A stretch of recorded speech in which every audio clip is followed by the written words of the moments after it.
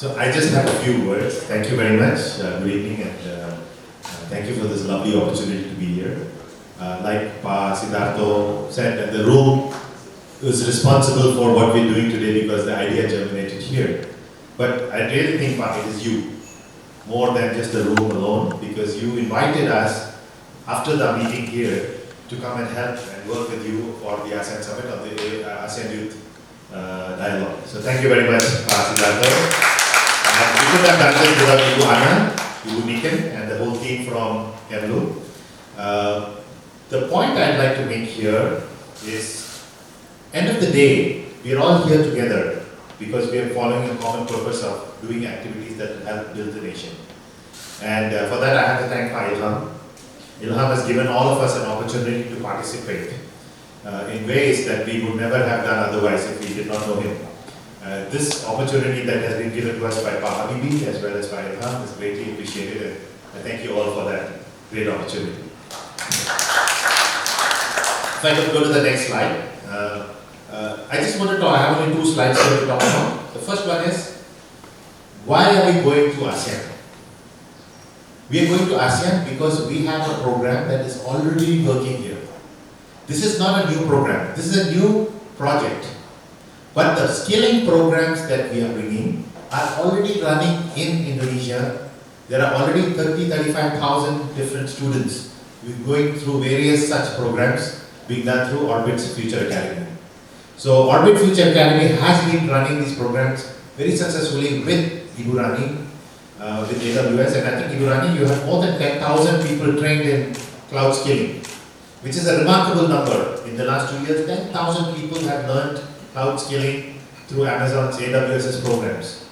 And collaboration with Orbit has created this as a real program with real benefits to people in the market today. Already proven program.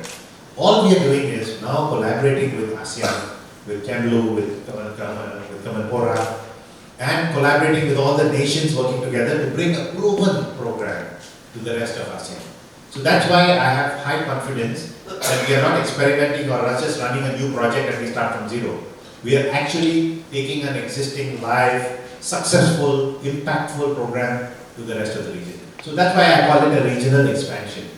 Right? We're really looking at a regional expansion going into the rest of the region. Now, it's important why it's important to say that we are going to the rest of the region, because the story here is inclusivity. We have to make available the programs to the youth, the same level to all the youth across the various regions. If you do that, they become catalysts for innovation. They will help to drive economic growth by becoming entrepreneurs or working in companies. And they will be contributors to achieving the SDG goals that have been set out, or ESG goals as more specifically put, that have been outlined by all the adults. But who's going to implement them? Who's going to actually bring? So we talk about 2045, all the people who are going to be leaders in 2045 are today in university and school. So this is the right time to begin any kind of program that we want to skill our youth so that they can actually achieve all these lofty goals that we have set for them. So this disconnect is actually has to be addressed. If we don't do that, we are just going to leave a new generation floundering to try and find solutions to the problems that we flagged. So I think having expertise taken across the region in a consistent way, in an inclusive way, making sure we have gender access, we have access to rich and poor, remote areas, all should have access to the programs that we put together. It will make an impact. So the key word of no young individual is left behind is actually a real aspiration. Because even the son of a farmer may not want to be a farmer.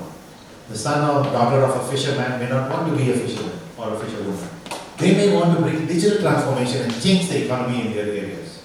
And do we give them that opportunity? Frankly speaking, at the moment, no. We have to think of ways of empowering youth to change the legacy of the DNA of their economy in their local areas. So they can start new sectors across the nation. And that is the kind of empowerment that will make a change.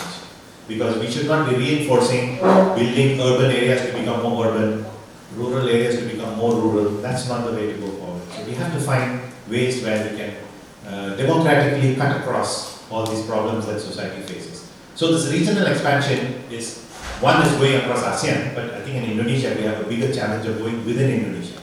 So going to the 38 provinces, going to the 416 kabupatens, going to the 98 cities is a challenge by itself. So we're going to be experimenting with a lot of different ways of partnerships, and that's the next slide, please. This is what we're looking for now. Our starting point is we've already got program partners, as you can see, ASEAN, Kemenpora, ASEAN. Everybody is involved as program partners and put the program together. Then we have the implementation partners, AWS, Orbit Jobs, Innotech, Paras, Investor Trust, working how they can put their services to play. But the missing part is how do we get this program funded? So we want to talk to national governments, developmental agencies, funding organizations to see how we can put programs not only just across ASEAN but across maybe specific to certain countries. So if the organizations have a mandate for developing a certain country, we are happy to work only on that silo. And with that kind of a collaboration, our goal I think is to reach 100,000 youth in the next 5 years, which is an average of 20,000 youth per year. And with 10 countries or 11 countries as we may say, that's an average 2,000 people per year to be trained. That's not impossible, actually it's very doable. But the math, the success lies in the math. If you do the math and you know how to get to 100,000 people, it becomes quite clear what we need to do. So I think that's what we are looking for today, is the kickoff of forming more partnerships, more people who believe in the whole idea, and they can back a program that's already proven, already successful, and we are not experimenting anything new. This is things that have been done, been successful, have proven impact, and have proven to give people jobs. Therefore, it's something that's worth taking across. So that's one last slide. We can go to the next slide. I'm going to invite Nalin, our business partner in the Orbit Future Academy, who's the real implementer. I mean, say all of us have different roles. Our jobs are to bring collaborations, to bring a pathway to the program, but the person who's going to implement and run the programs across ASEAN is Nalin. So Nalin, can I have a few words about how you see these 5 programs being relevant to ASEAN region?